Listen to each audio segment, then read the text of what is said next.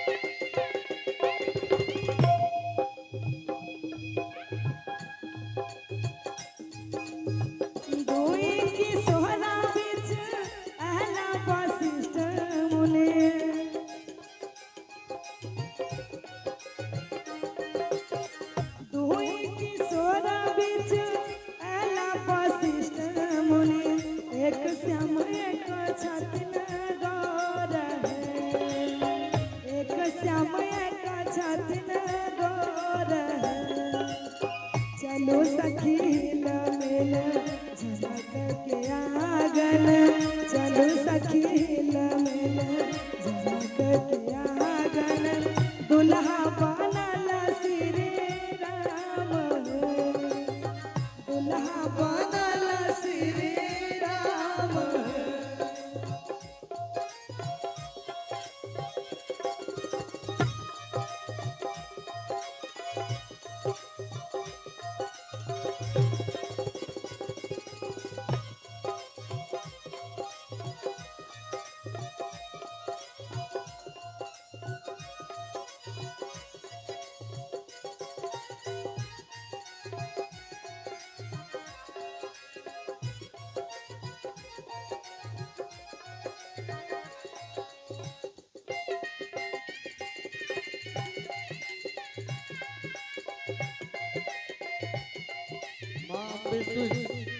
उनके तरफ से 101 रुपये का आशीर्वाद है।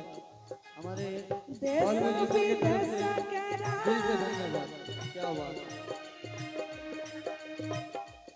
ये है रोशन यादव जी, 500 रुपये का पुरस्कार, बहुत बहुत धन्यवाद आपको।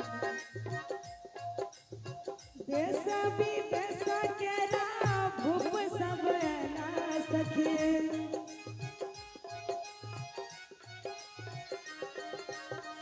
घूरी थक गेला निज धाम है, घूरी थक गेला निज धाम है।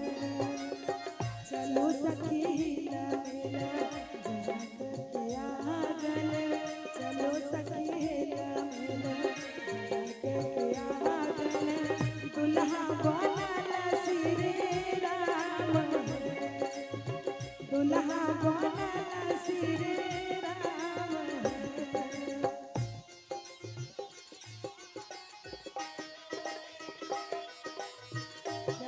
जी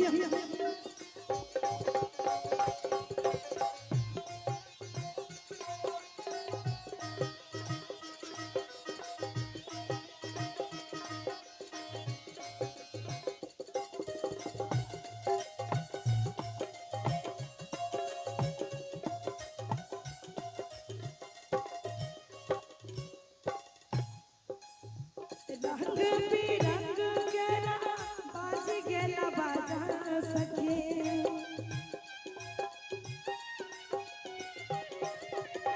रंग बिरंग गेला बाज गेला बाजा सखे, बरसाला